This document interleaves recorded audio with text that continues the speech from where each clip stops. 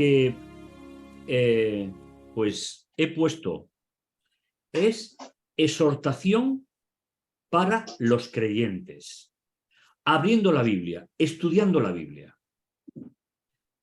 Mis hermanos, nosotros pertenecemos a ese grupo de creyentes que se nos llama tradicionales por la forma que tenemos de estudiar la Biblia. El punto fundamental en el cual nosotros nos basamos es en un texto de Pablo que dice que toda escritura es inspirada por Dios y es útil. ¿Para qué? Para dar una conciencia, y estoy parafraseando, para dar una conciencia de los actos correctos que tenemos los seres humanos. Por eso, la epístola a los hebreos, o el sermón a los hebreos, nos va a mostrar, hermanos, el plan de salvación. Es, a mi entender, uno de los mejores libros de la Biblia, que nos hablan del plan de salvación, porque todo el libro a los hebreos es una cristología, es un libro que nos habla de Jesús en diferentes etapas. Y yo me voy a parar esta mañana, hermanos, con vuestro permiso, en la primera. ¿Cuál es la primera descripción que se da de Jesús en el libro de los hebreos? ¿Sabéis? Dice muchas veces y de muchas maneras, habló Dios en el pasado a nuestros padres por medio de los profetas. Esta fue, mis hermanos, la forma en que Dios se comunicó como un Dios real, como un Dios trascendente. Se comunicó en la primera gran parte del pueblo de Dios. La Biblia reconoce que el primer profeta que hubo en la historia fue Moisés.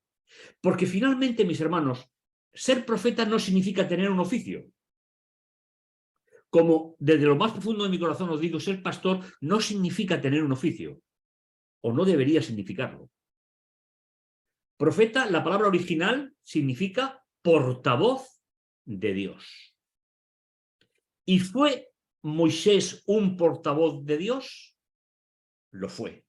La Biblia reconoce profetas que escribieron y profetas que no escribieron. Y lo entienden, mis hermanos, como los que hablaron de parte de Dios, a través de Dios. No estaban basados en tradiciones, no estaban basados en filosofías. Mis hermanos, para la Biblia, el apóstol Pablo va a llamar la atención para que no seamos embaucados por falsas filosofías. Porque la Biblia es, sobre todo, es revelación. Y la revelación no tiene nada que ver con el pensamiento humano, sino que es enviada al ser humano para transformar nuestra existencia. Por lo tanto, el primer punto importante para llegar a saber la primera definición que se da del Hijo de Dios en Hebreos es por comparación a los profetas. Y nos dice que Dios habló muchas veces y de muchas maneras. ¿Sabéis, hermanos? Esos dos verbos solamente aparecen aquí en toda la Biblia. No aparecerá en ningún otro lugar. Es una genialidad del autor inspirado de Hebreos. Y nos habló en el pasado, con lo cual está poniendo dos etapas que finalmente el apóstol Pablo definirá en Hebreos como la primera alianza es la época de los profetas, propiamente dicha, y la segunda alianza. Y fijaos cómo nos dice. En estos últimos tiempos, es decir, veis, pasado y últimos tiempos, nos ha hablado por medio del Hijo. Mis hermanos, la primera función de esa cristología que es Hebreos, de Jesús, es ser el gran profeta de Dios en la nueva alianza. Con eso no quiero decir, hermanos, que según el apóstol Pablo habla de los dones espirituales, y entre los dones espirituales él pone a los profetas, a los maestros. Pero la gran revelación de todos los profetas del Nuevo Testamento tiene que ser hablar de Jesús. Cualquier profeta que no hable de Jesús no le ha amanecido, porque Dios siempre es un Dios de comunicación, es un Dios trascendente. Por lo tanto, mis hermanos, nos estamos centrando en dos etapas del plan de Dios. Hablando a través de los profetas y a partir de que Jesús vino a la tierra. Inclusive su muerte y su resurrección son testimonio de Dios hablando a la humanidad. En estos últimos tiempos, mis hermanos, todo el mensaje de Hebreos está dedicado a estos últimos tiempos. Y además nos recuerda, por medio del Hijo, a quien instituyó heredero de todo. Mis hermanos, al hablar del Hijo, la epístola a los Hebreos se refiere exclusivamente al periodo de la encarnación. Es decir, desde su nacimiento de María hasta su ascensión al cielo. Porque antes nunca fue hijo, antes fue Dios en toda su dimensión. El nombre Hijo se le da cuando viene a este planeta. Con lo cual, ¿qué faltaba, mis hermanos? ¿Qué faltaba unir al universo? Algo, y lo veis en la última parte del versículo, algo que también había hecho. Porque antes de ser hijo, era Dios, era la palabra de Dios, según Juan 1:1. A quien constituyó heredero de todo. Y hermanos, eso forma parte de Dios hablando a través de la vida de Jesús. Jesús es una parábola viviente de un Dios que habla, de un Dios trascendente que llega hasta la vida del ser humano. Pues fijaos, 3 son las ideas que tenemos en el versículo 2. Nos habla en la nueva alianza, en el nuevo tiempo, nos habla a través de su Hijo, es decir, a través de la encarnación de la segunda persona de la deidad, y fue heredero de todo, porque también fue el creador del todo. Adán y Eva pusieron en manos del enemigo la creación de Dios en la tierra. Pero con la resurrección de Jesús y por tanto su muerte, también el planeta ha pasado a ser de esa parábola viviente. Jesús como profeta de Dios de la nueva alianza. Y fijaos algunos detalles que nos aporta de él. Él es sustituto de hijo, el pronombre. Él es el resplandor de su gloria, la impronta de su sustancia. Mis hermanos, Jesús dijo en alguna ocasión en su ministerio, el que me ha visto a mí, ha visto al Padre. Recordando, por ejemplo, la historia de Daniel, Nabucodonosor se quedó maravillado de Dios. ¿Por quién? Por Daniel. Y terminó llamándolo el Dios de Daniel.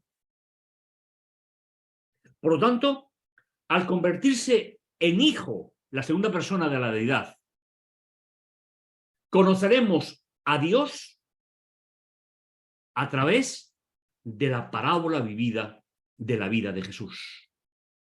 Pasó por todo lo que nosotros tuvimos que pasar en nuestra vida, más el oprobio, el insulto, la marginación, y fue muerto, acusado de 22 delitos que la ley judía prohibía.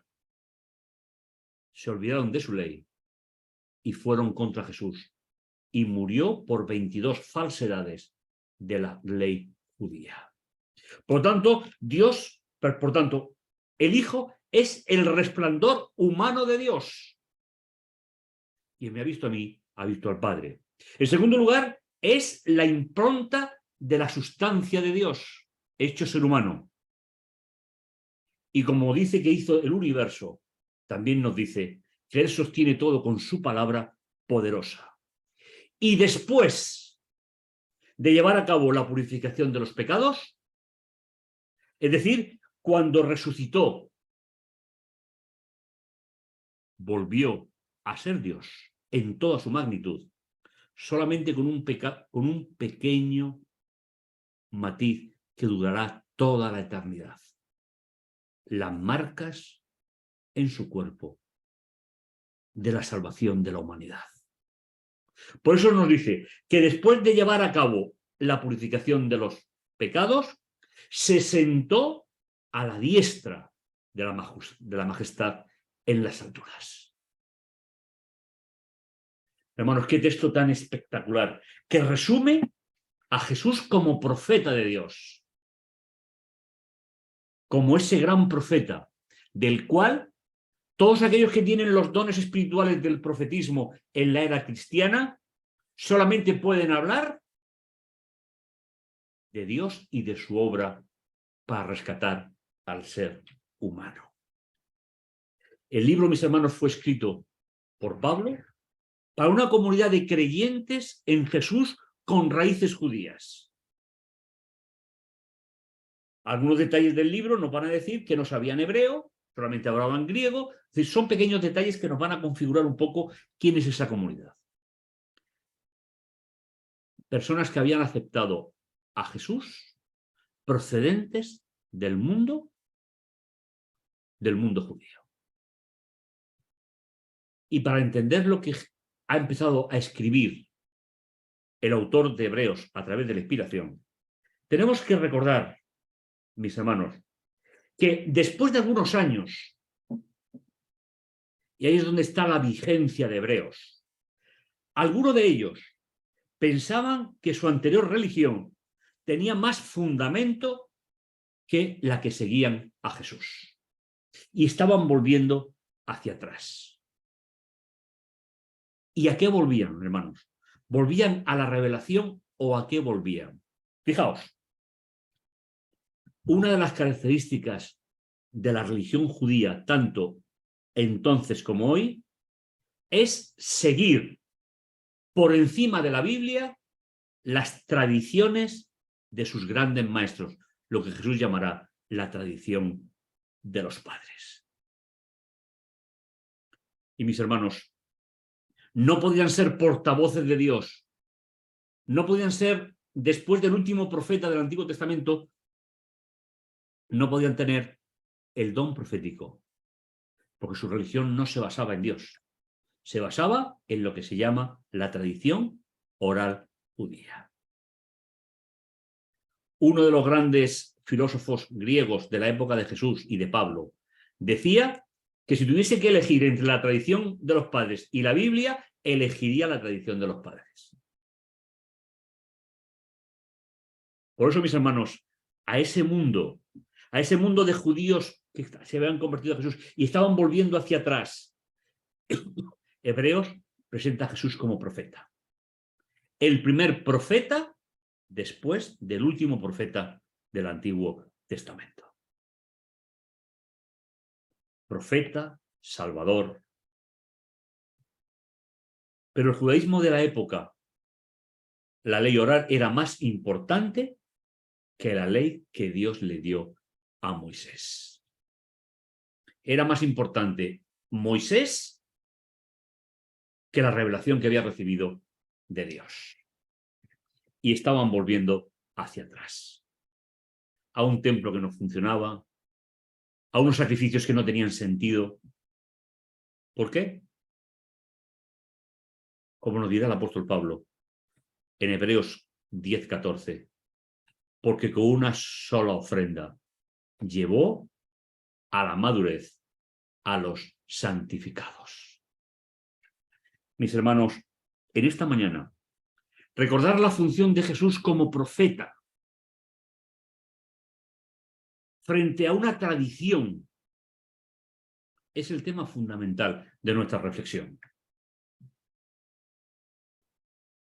¿Y para qué sirve un libro como este, mis hermanos, para un creyente del siglo XXI? Tiene una importancia especial. Porque tenemos tendencia a incluir en nuestra fe tradiciones humanas. Y las tradiciones humanas son filosofía. No es revelación. Es tradición oral de los seres humanos. Por eso tenemos que rescatar la figura de Jesús como el gran profeta de Dios. Y cada vez que miramos a ese profeta, a través de su obra en la tierra y a través de su fundamento en el santuario del cielo, estamos eliminando las tradiciones y nos estamos situando frente al mensaje del portavoz de Dios de la nueva alianza, como hemos comentado. Y este es, mis hermanos, el contexto del libro. Y este es el contexto para tu vida y para la mía.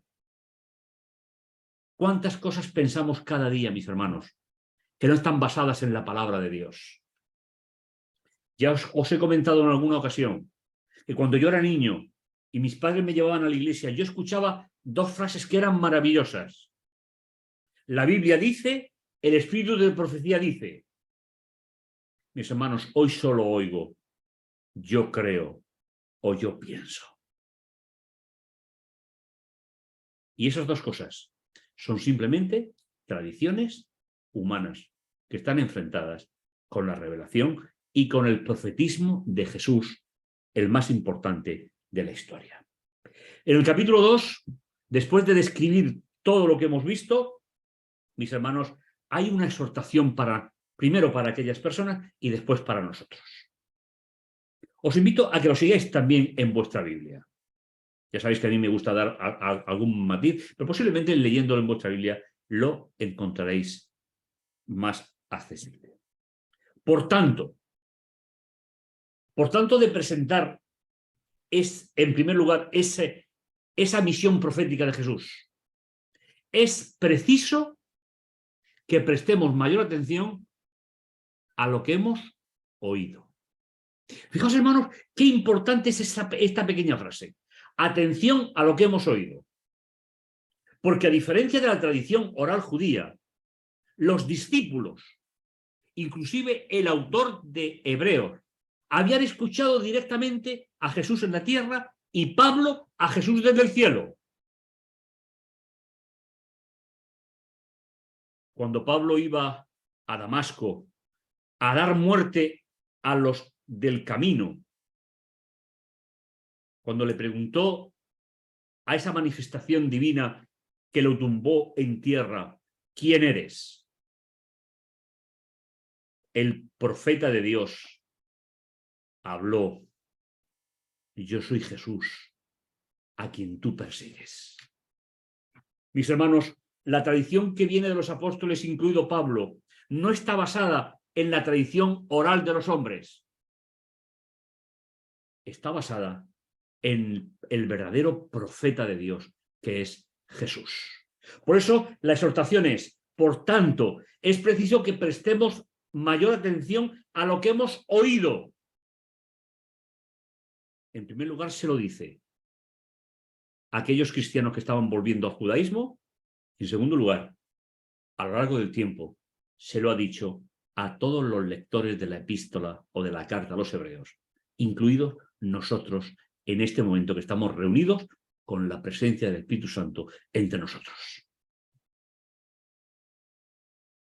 Me parece importante, mis hermanos, esta reflexión. Por tanto, es preciso no escuchar las tradiciones de los hombres, sino escuchar el mensaje del profeta de Dios. ¿Para qué?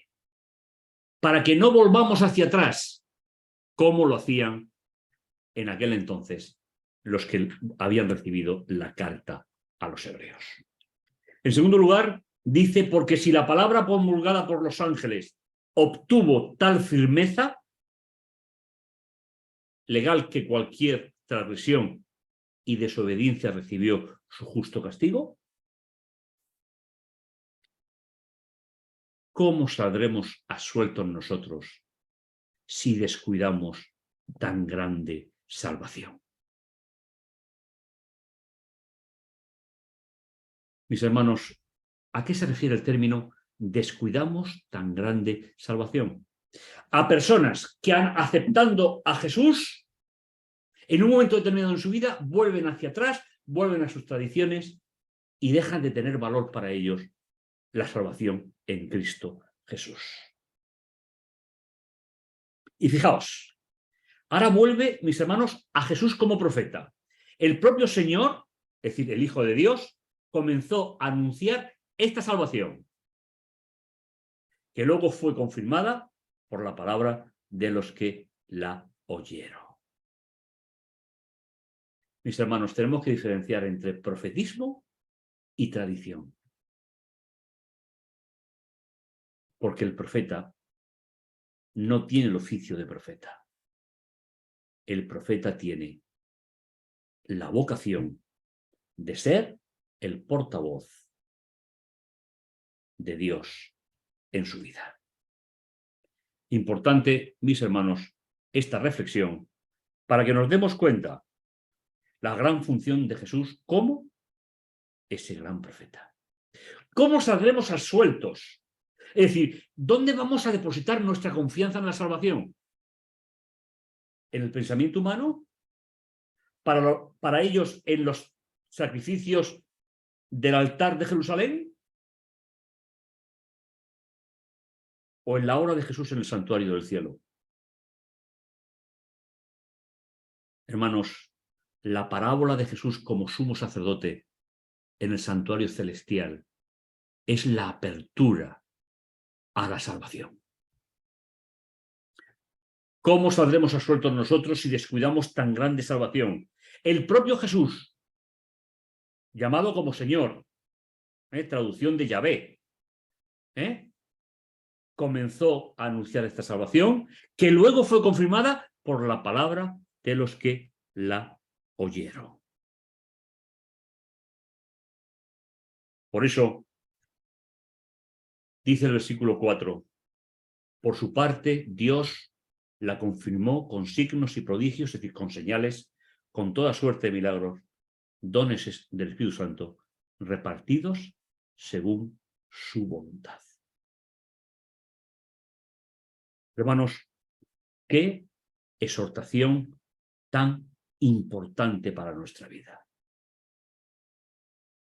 Mis hermanos, nosotros nos movemos en un mundo donde a partir del año 1798, cuando termina la profecía de los 3 años y medio, el concepto filosófico ha cogido todo el espectro prácticamente de la sociedad. ¿Sabéis, hermanos, cuál es uno de los pecados de la Iglesia de la Odisea? Es la falta de conceptos absolutos. En la Laodicense cree en Dios, pero no lo cree como un ser absoluto.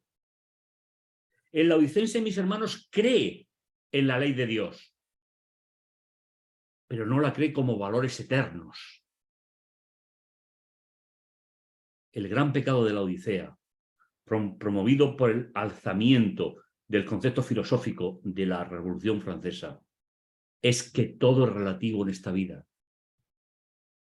Mis hermanos, el laodicense está volviendo, como volvieron los destinatarios de esta carta, está volviendo a la filosofía del ser humano. Y esta exhortación es importante para nosotros.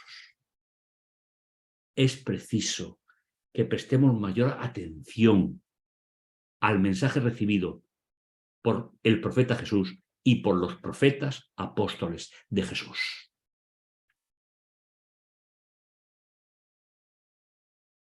Porque si los que no obedecieron a los mensajes de los ángeles fueron condenados, ¿cómo no seremos nosotros si no hacemos caso al regalo de Dios? Mis hermanos, tenemos una tarea por delante que es espectacular. Todo lo que vemos a nuestro alrededor es filosofía. Qué gracia me ha hecho estos días haber escuchado en un viaje que se pretenden legalizar 19 tipos de parejas en nuestro país, en la cual uno solo consigo mismo también es pareja. Es verdad que esa ley no explica de quién es pareja, pero, mis hermanos, la Biblia La Biblia dice que solamente hubo una pareja creada por Dios. Creó al hombre y creó a la mujer. Son los fundamentos de nuestra fe, los fundamentos de nuestra esperanza. Mis hermanos, en la segunda creación de Dios fue el sábado. El sábado sigue siendo en la práctica, no como mandamiento, sigue siendo el gran problema del laodicense.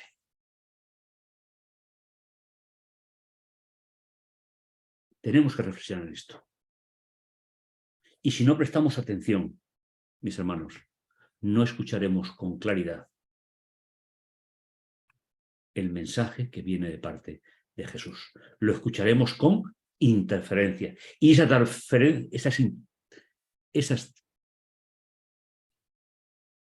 referencias, mis hermanos, son simplemente los conceptos filosóficos de nuestra sociedad, como lo eran para los judíos de aquel tiempo.